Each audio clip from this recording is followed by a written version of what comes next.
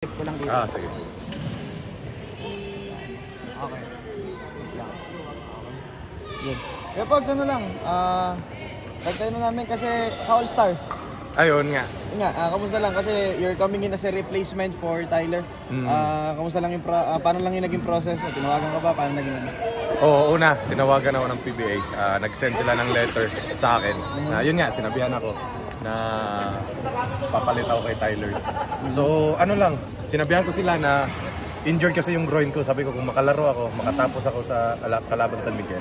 So, mag-All-Star ako. So, nakatapos naman. So, yan, kasama ako sa All-Star.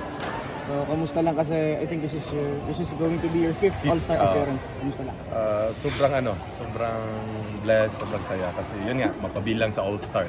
So, yan naman yung ano din ng mga iba't ibang players, di ba? Makasama ka sa All-Star. Iba din yung dating mo.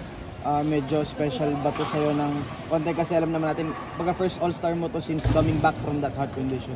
Yun nga, oo nga pala, sobrang special to kasi coming from myocarditis, nakalaro ako, tapos napabilang pa sa All-Star. So, sobrang blessed talaga. Thank you. Anong kasi last year Iloilo ngayon Bacolod. Fifth All-Star mo na rin, anong pinapa-excite sa'yo? What makes this exciting for you? Sa totoo lang yung yung mga tao tsaka yung pagkain. Di ba Bax, galing tayo sa Iloilo, kumain tayo doon. So yun talaga, mga tao tsaka yung mga pagkain din nila. 4-point shot. Oo, yun din. Di ba? Meron yun no? So yun din. Nakashoot ka ba ng 4 points? Oo, last game. Last All-Star.